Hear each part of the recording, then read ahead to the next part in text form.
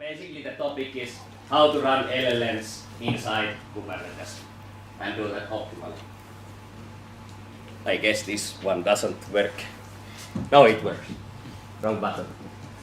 Alright, a bit of background about myself. So as mentioned, I'm Cedar, co-founder at Confidential Mind.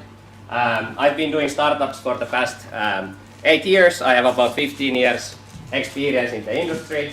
I'm a computer science student originally and been doing basically for the past 8 years CTO, chief architect type of roles.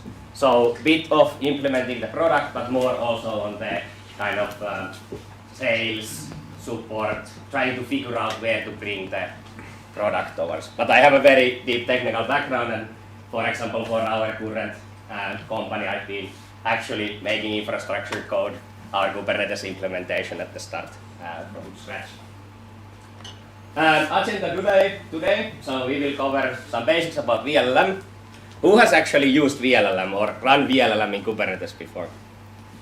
Okay, so we have a couple. This is actually more. I asked the same question in KubeCon, not KubeCon, in KCD Helsinki last year, and there was maybe one hand raised up. So great to see that we are getting more and more people running their own inference.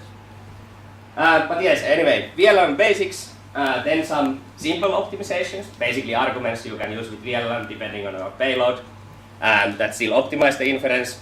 Then we will start talk about multi-node inference, so basically splitting the model across multiple nodes in the cluster, and then we'll talk fastly about autoscaling.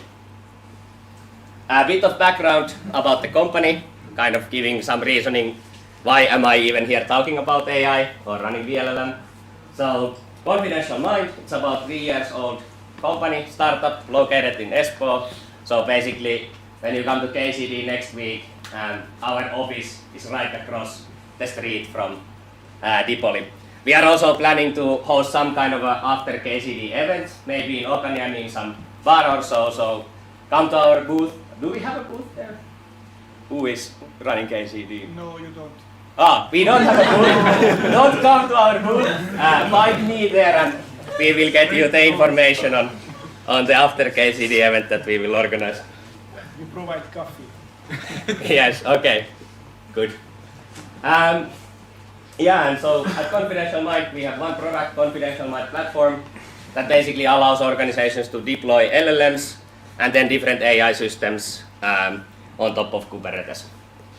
It's a high-level abstraction, so you don't need to really understand Kubernetes, but at least we are slowly bringing Kubernetes adoption to Finland. We have a lot of customers here, and they get easily kind of Kubernetes because they don't really need to understand Kubernetes that deeply. They just need to understand how to basically set up a cluster, then our platform there, and then they can get rolling.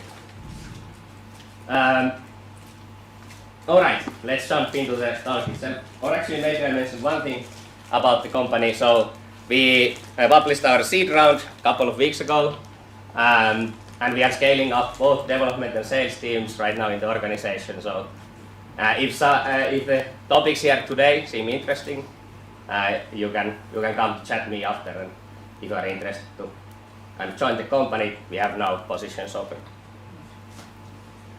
All right, VLLM basics. So what is VLLM? Well, a couple of you here had run VLLM already, so you know. But it's basically an open source project that allows you to run LLMs. There is kind of the reason for why VLLM exists is that there is this methodology called page attention related to the kind of optimizing the inference that they adopted early on, and that's why they became so popular. It's currently easily the most used, I think, way to run inference, for example, inside Kubernetes. It has a support for many features. For example, if you inside a node have multiple GPUs, you can run bigger models that basically split around multiple GPUs. That's also related to the next word, tensor parallelism. That's basically the way to split the model across multiple GPUs. It supports many quantizations, so you can run smaller versions, quantized versions of the bigger open source, open weight LLMs with it. Supports streaming responses, so basically you can facilitate the chat type of experience when you run inference with VLLM. And then it has all these agentic primitives like tool calling and structured outputs that you need if you want to build a agentic AI flow. And basically, at its default, you can just paste it as an argument a Hugging Face model ID. So this repository where we have a lot of open source open weight models, and it will automatically download that and start to spin up the model. So super simple way to spin up LLMs. Let's talk a bit about how does running LLMs in Kubernetes differ from kind of classic workloads inside Kubernetes. I think this is a good basic information before we go into the actual optimization and scaling. So basically these LLMs, they have an extremely hard resource requirements. What comes to GPU VRAM, these are not microservices, so to say, in the traditional thinking of microservices. And as I say there on the slide, even small LLMs. So basically LLMs that are not capable of doing anything, they require 10 gigabytes plus VRAM. And then these big, large open source, open weight LLMs, they will require more than 400 gigabytes of VRAM. Basically, you cannot run them necessarily, the biggest ones, even on a single 8x GPU node. Also, they are long-running processes in a sense that, at least in our client base, there is a bit of scarcity with the hardware. They run our software on-prem, so they don't have replication, the scalability that I'm going to talk about today. So they're basically a long-running single process on a certain node that when it crashes, then there is no inference for until it spins up again. But yes, overall resource requirements are fundamentally different to normal workloads that you see in a Kubernetes cluster.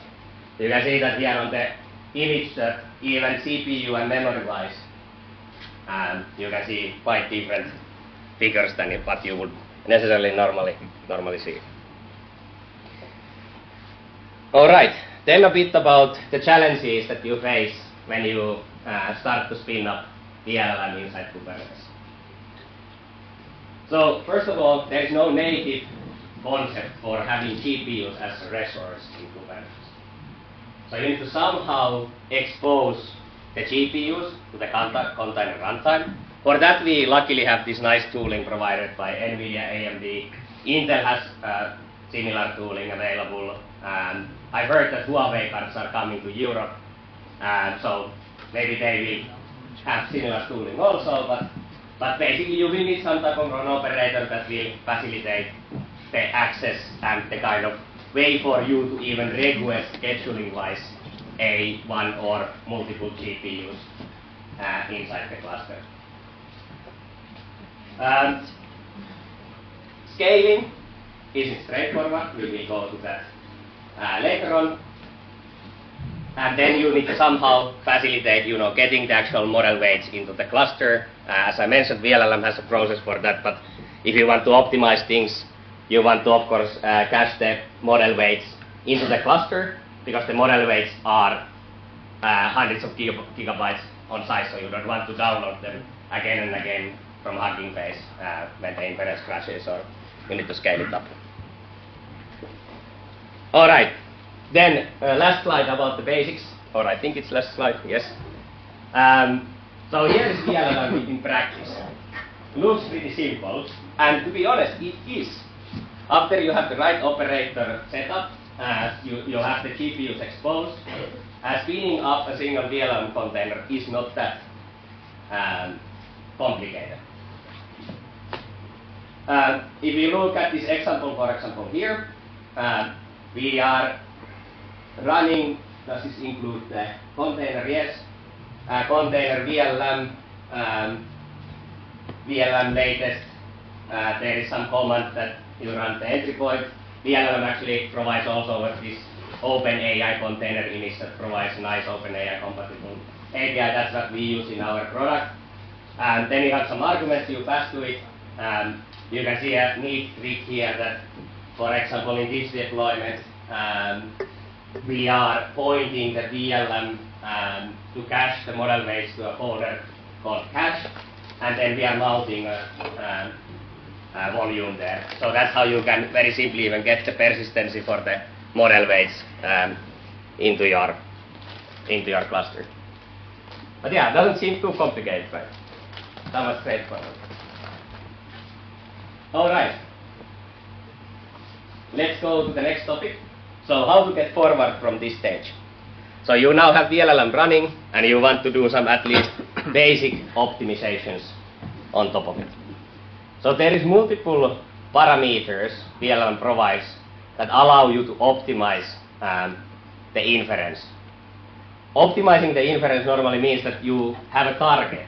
So you either want to be able to process more data, and you don't need to care about latency, or then you need to optimize latency because you have, like, for example, a chat application, and you want that the users don't wait for a long time. So these following arguments basically usually have a positive side to either one of these, but harm the other side of these goals that you have. Let's start with max num of patched tokens. So basically inside of VLLM, this is very simplification, but the processing happens in certain patches. And with these max num patched tokens, you can evaluate how many tokens go into a single patch. The higher value you put here improves your throughput and GPU utilization. But once again, as I mentioned, it's usually a trade-off. So this will increase latency. Also can increase memory pressure, but I think the latency is the crucial point. But if you have AI processes that are not latency sensitive, and you have limited amount of hardware, then this is something definitely you should check and kind of try to find an optimal point for the kind of payloads that are coming into the inference. Maximum number of concurrent sequences. You increase this, you get better concurrency, better throughput through that. But then again, you increase the latency. Also, KV cache memory usage. I will go later on to what KV cache is. And then you can have scheduler overhead. So basically, the thing that drives these things through the LLM will have overhead. All right, maximum model length. So this basically affects how much content you can in one inference run put to the model. And this is actually one of the small parameters that can improve the scalability of your inference a lot. If you have higher values there, basically for every inference run, we are always reserving still the set maximum model length, so maximum amount of tokens you can input into the model. And that means you cannot, on the same amount of VRAM, process at the same time as many requests. So, why I think this is an important argument to check is that as default VLLM will set this to whatever the model in Hugging Face advertises as the maximum model length.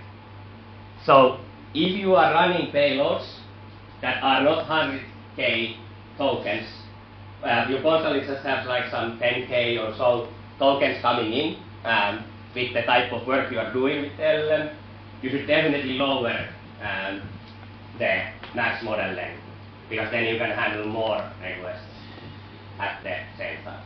But the downside is that if you have a use case where you need to have long context with the model, for example, AI assisted development is a classic one where there's a lot of context coming to the model as an input, maybe not so much output, but anyway, then you, at a certain level, when you go and limit the max model length too much, you start to not be able to give those payloads anymore to the model.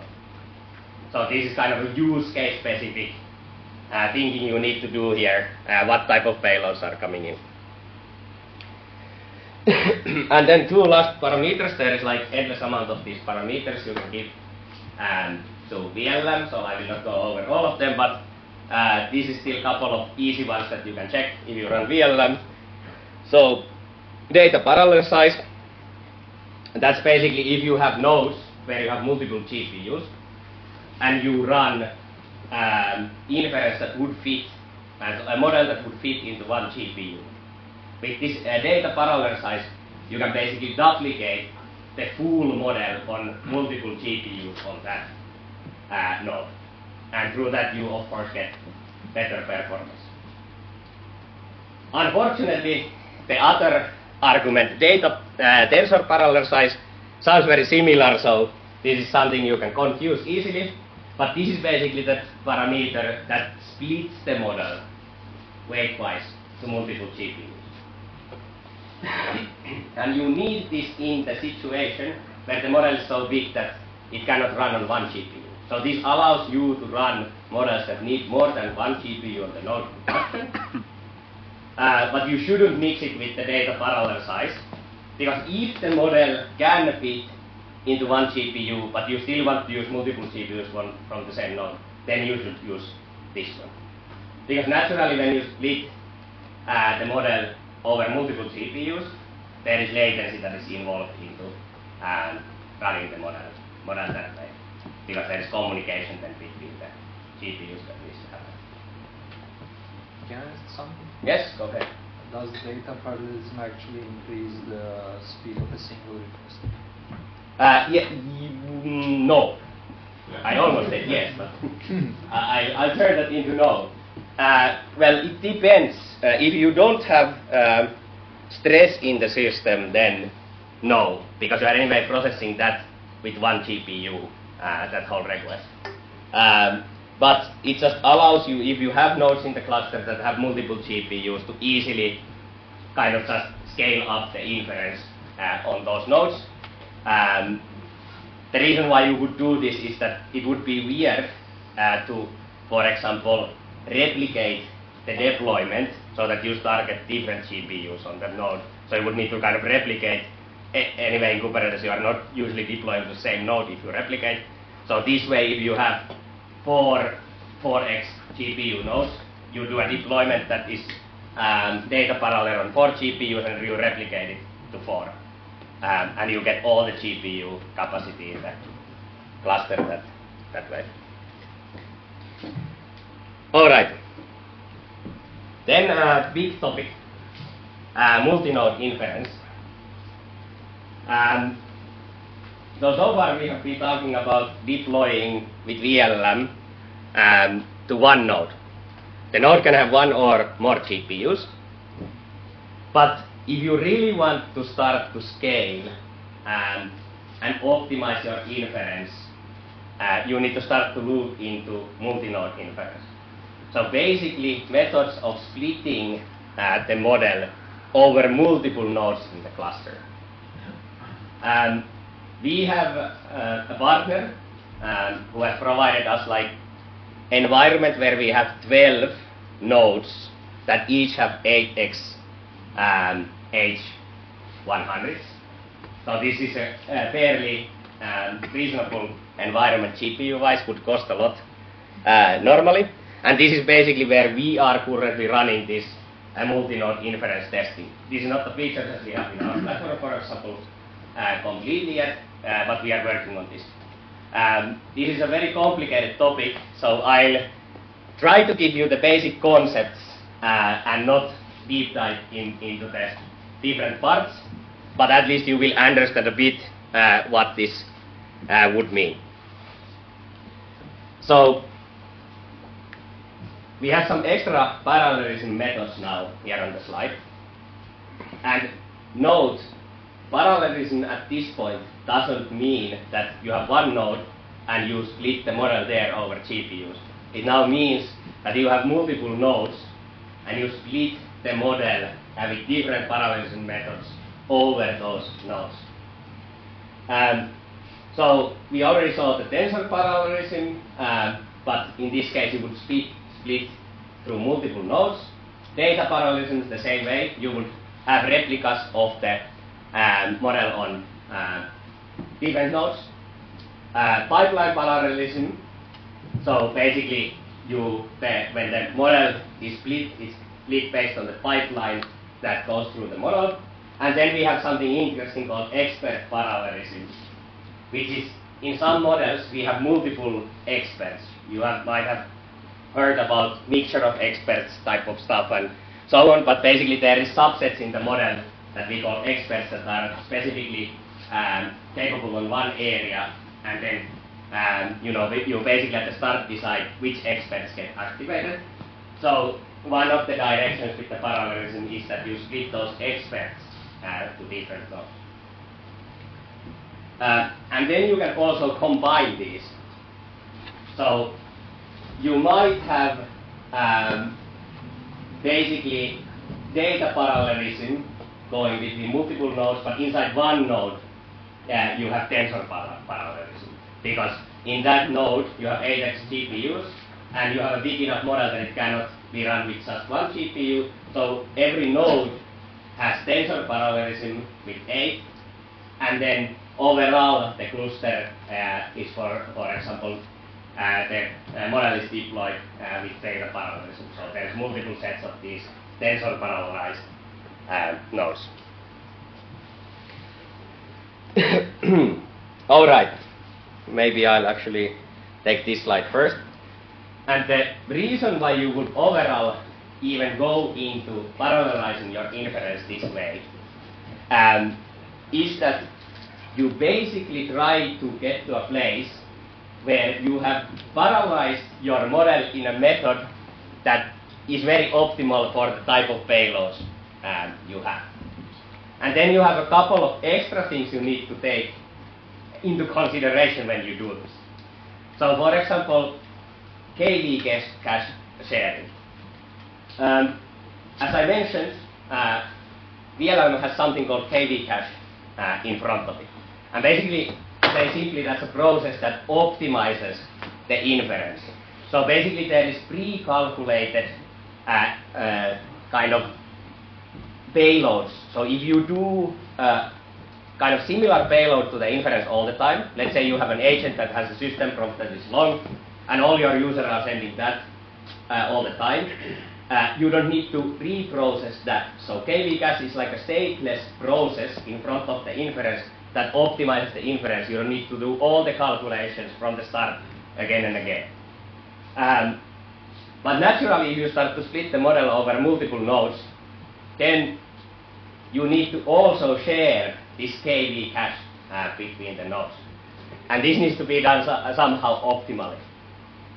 And this is actually a place where we kind of got fastly, when we did our testing, to a place where we had like these different parallel methods going on.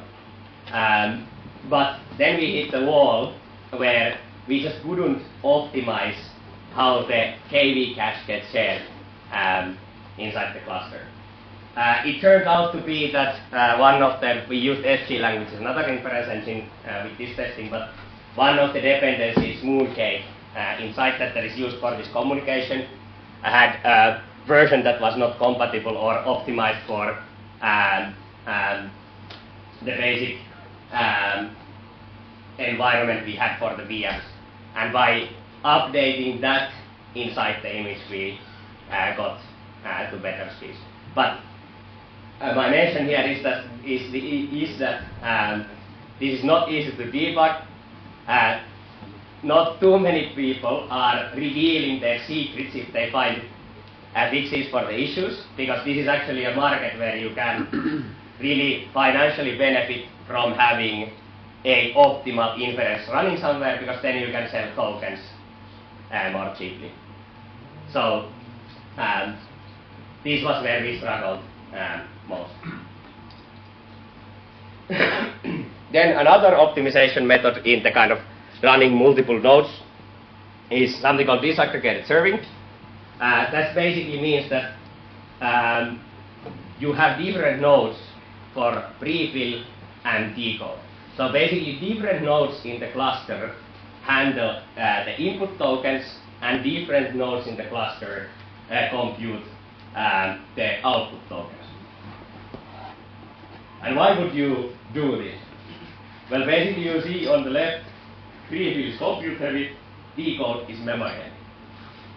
So I think at least in the future, we will see environments where there is actually different node flavors for prefill and decode.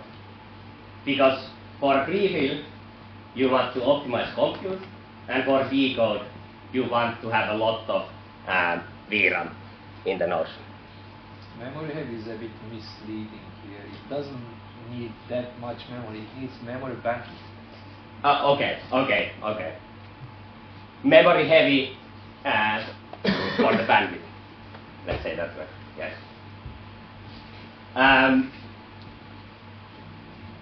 Where was I? Yes. But yeah, basically the whole point of this is to get a really optimized inference, and then the benefit that you could independently scale both the prefill and the decode. And this would be very interesting if you could make this adaptive based on what type of payloads you are getting. So you could scale, for example, if you start to get very input heavy payloads with small output, you could scale the prefill separately from the decode nodes. Alright, last mention about this. Just a place where you can get started if you want to get into kind of large scale model serving. There is this open source project called OME. It basically gives you a tool set for a lot of the stuff I explained on the previous slides. They, for example, have a pretty simple way to define that, hey, I want to run this type of a proxy that routes KV cache aware way to different, for example, just data parallel nodes in the cluster. So you can get quite easily started, but yeah, it requires a lot of manual understanding of the underneath system still. It's not very highly abstracted, so you basically need to know all the concepts in the slides before and understand them quite deeply. Alright, I think I'm over time. I was going to show a bit of actual code examples, but... You're not over time. Am I? No. I thought it's half an hour. No, you can go on. 45 and all the time you need.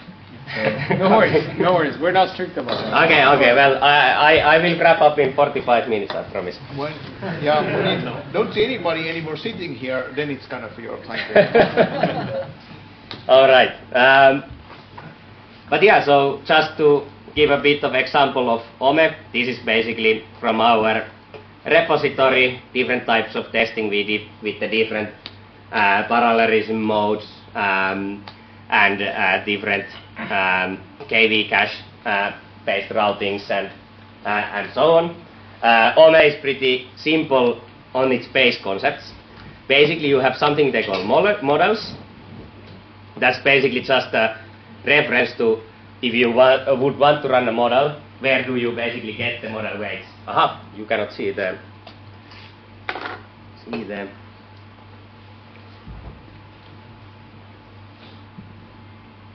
I guess I need to.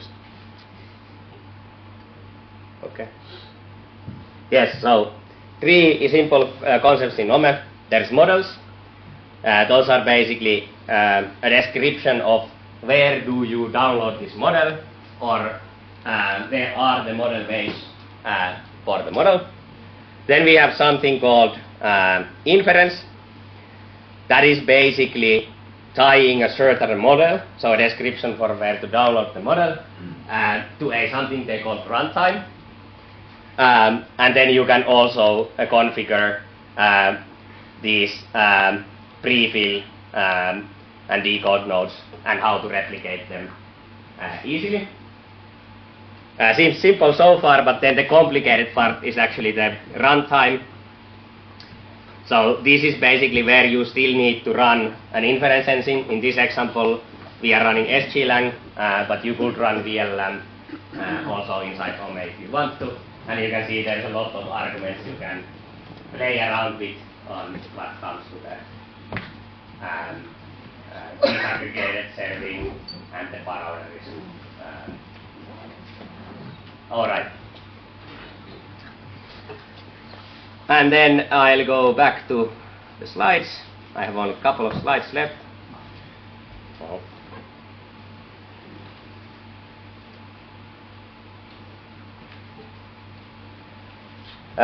So,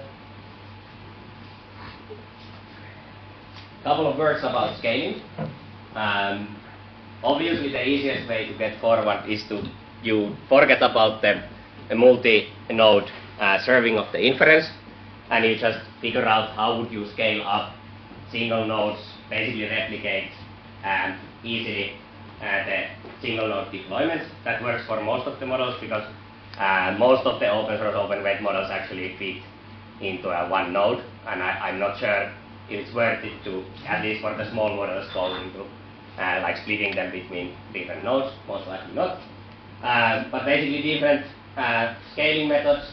For example, you could use SCADA to detect certain, event that, for example, requests that we are waiting for a certain model are at a certain threshold. This is actually what we plan to do in our platform. There is a lot of discussion what should be the metrics that you follow, but I think currently the common recommendation is that you use something simple like how many people are in the queue and not being processed. So basically waiting if they are in the chat application, waiting that they will even get the first token or that they even get their request into handling the input and then going to that, generating the tokens part. But yeah, there is all other kinds of ways that you could follow. Maybe the VRAM usage, maybe that's not the best because kind of in these systems usually you hit or at least try to have a bit of queue in the inference because then you optimize much more the kind of GPU usage. So if you're not using all the resources, you are doing it wrong. Yes, indeed. But yeah, so this is my suggestion would be to go something simple like this, and that's fairly okay for the start. A couple of challenges. So on top of scaling the individual payload, so basically replicating inside the cluster, the deployment, there is obviously the part where you need to actually get the resources. And some challenges that come from that, at least for us as a small startup company, it's not always that easy to get, even from the hyperscalers, resources adapted. So basically to get VMs that would join the cluster and would have GPUs in them. Lot of zones, for example, are sometimes just totally out of GPUs. So even if you set up this nice system and this auto-scaling, then Azure might just tell you that we don't have the GPUs, sorry for that. And then I think, well, someone can correct me if my statement in the bottom there is wrong, but at least I haven't found any easy-to-use tooling yet on Kubernetes for this multi-node adaptive scaling. So for example, easily scaling in disaggregated mode the prefill, for example, or then let's say you have split your model with expert parallelism, scaling a certain expert that gets used a lot on its own. So no good tooling yet for that, I'm afraid. All right. Then recap. Spinning up VLLM is easy. There is some easy optimizations like those parameters. Multi-node inference is pain, at least in my experience, and then scaling is not impossible. All right. Thank you.